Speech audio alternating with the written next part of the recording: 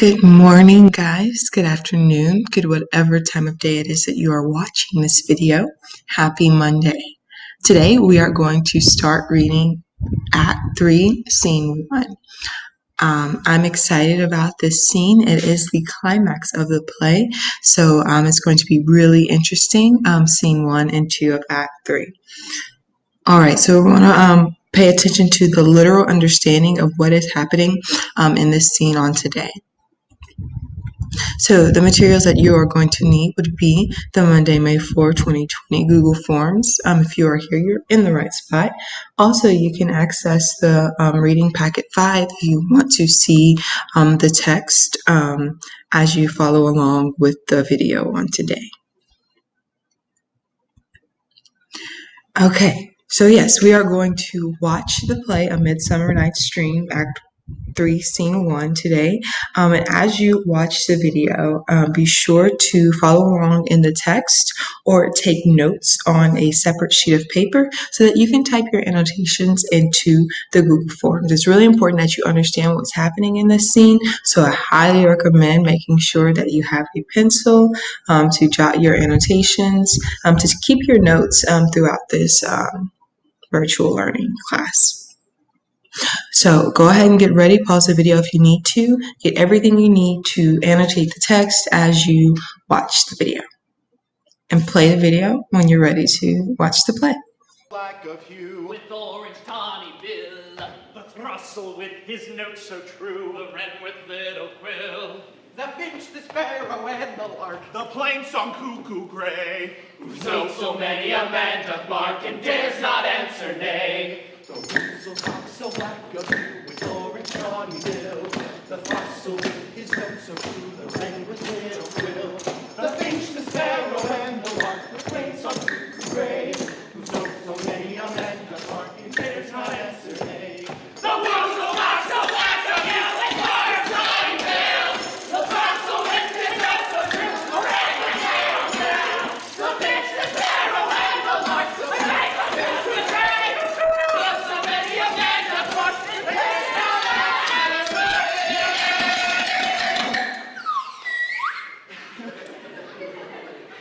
Are we all met? pat, pat.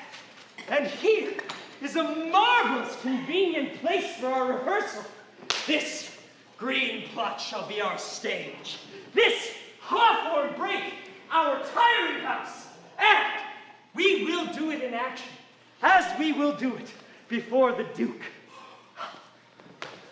Peter Quince. What sayest thou, bully bottom? There are things in this comedy of Pyramus and Thisbe that will never please. First, Pyramus must draw a sword to kill himself, which the ladies cannot abide. How answer you that? By our lake in a parlous fear, I believe we must leave the killing out when all is done. Not a whit. I have a device to make all well. Write me a prologue, and let the prologue seem to say we will do no harm, and that Pyramus is not killed indeed. And for the more better assurance, tell them that I, Pyramus, am not Pyramus, but Bottom, the weaver. This will put them out of fear. Well, there will be such a prologue, and it will be written in 8 and 6. No. Let it be in 2 more. Let it be in 8 and 8. Will not the ladies be afeard of the lion? I fear it, I promise you. Masters, you ought to consider with yourselves to bring in God. Shield us. A lion among ladies is a most dreadful thing. There is not a more fearful, wild fowl than your lion living, and we ought to look to it. Therefore, another prologue must be written to say he is not a lion. Nay, you must name his name, and half his face must be seen through the lion's neck, and he must say thus, or to the same defect, ladies, or fair ladies, I would wish you, or I would request you, or I would entreat you, not to fear, not to tremble, my life for yours. If you think I come hither as a lion, it were pity of my life. No, it is not so. I am a man, as other men are, and there indeed let him name his name and tell them plainly, he is. Snug the joiner? Well, it shall be so. But there is still 2 hard things. That is to bring moonlight into a chamber, for Pyramus and Thisbe, as you know, did meet by moonlight. Well, doth the moon shine the night we play our play? I don't know. Well, doth it? A calendar! A calendar! Yes! It doth shine that night! Oh. Why? Then leave a window in the great chamber where we play open, and the moon may shine in at the casement. Aye, or else one must come in with a bush of thorn and a lantern.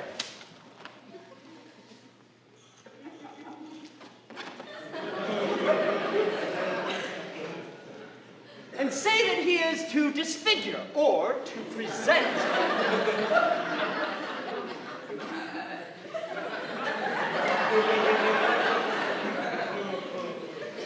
the person of moonshine. And there's another thing. We must bring a wall into the great chamber. For Pyramus and Thisbe, so says the story, did talk through the chink of a wall. You can never bring in a wall. What say you, madam? That some man or other must present wall, and let him have about him some loam or some rough cast or some plaster to signify wall. And let him hold his fingers thus. Through that cranny shall Pyramus and Thisbe whisper. Well, if that may be, then all is well. Come, every mother's son, sit down and rehearse your parts. Pyramus, you begin. When you have spoken your speech, enter through that break. And so everyone according to his cue. What hempen homespun have we swaggered here?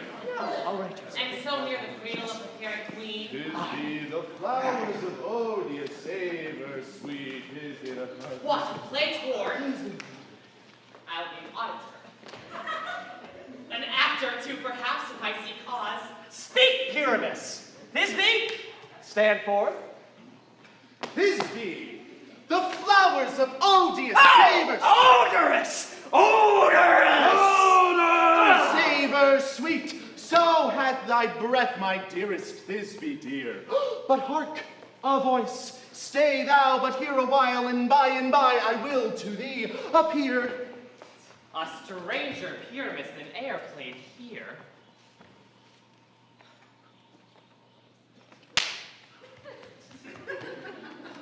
Must I speak now? Aye, marry must you, for you understand he has gone away but to see a noise he heard, and is to come again.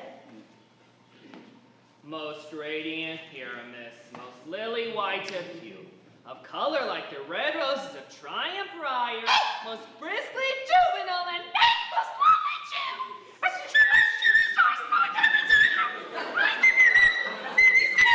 Oh, nighness to man! Nighness! Oh, that you don't speak yet. That you speak to Pyramus. Oh, you say all your lines at once, cues and all. Ah, Pyramus, enter. Your cue is past. It was never tire.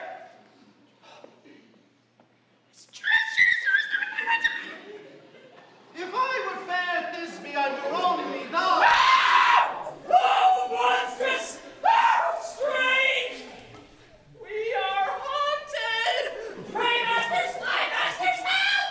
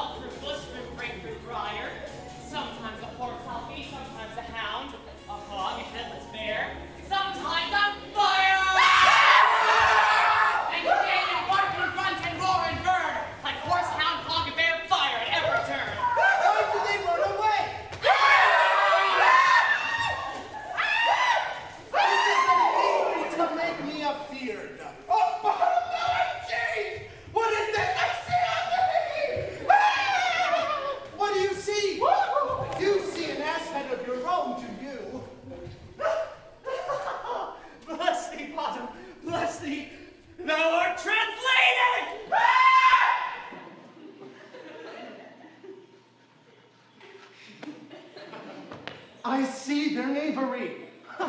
This is to make an ass of me, to fright me, if they could. But I will not stir from this place. Do what they can.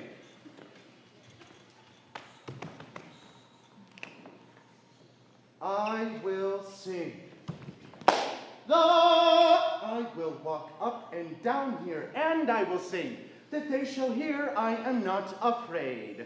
The woozle cock so black of hue with orange tawny bill, the throstle with his note so true, the wren with little quill.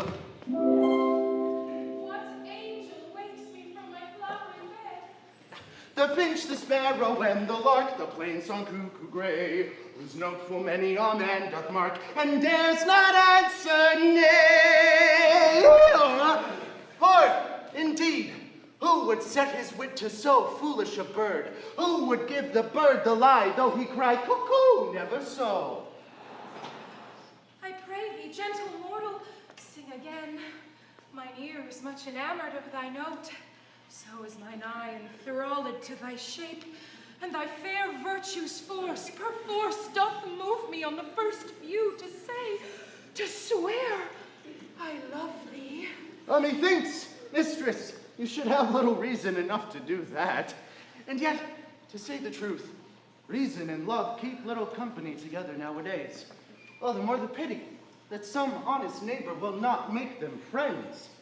Nay, I can gleek upon occasion. Thou art as wise as thou art beautiful. Ha, not so neither, but if I had wit enough to get out of this wood, I would have enough to serve mine own turn. Out of this wood do not desire to go. Thou shalt remain here whether thou wilt or no. I am a spirit of no common rate. The summer still doth tend upon my state, and I do love thee. Therefore, go with me. I'll give thee fairies to attend on me, and they shall fetch thee jewels from the deep, and sing while thou on pressed flowers do sleep. And I shall purge thy mortal grossness so that thou shalt, like an airy spirit, go. Peas blossom, cobweb, moth, and mustard seed. Ready. And I. And I.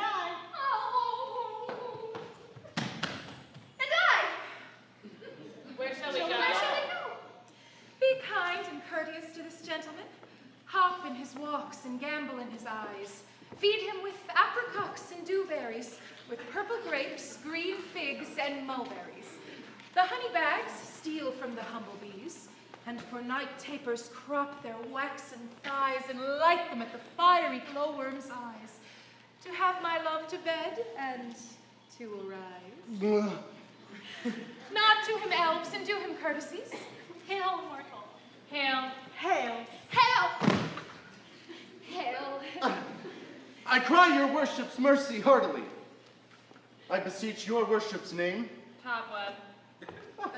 I shall desire you of more acquaintance, good Master Cobweb. If I cut my finger, I shall make bold with you.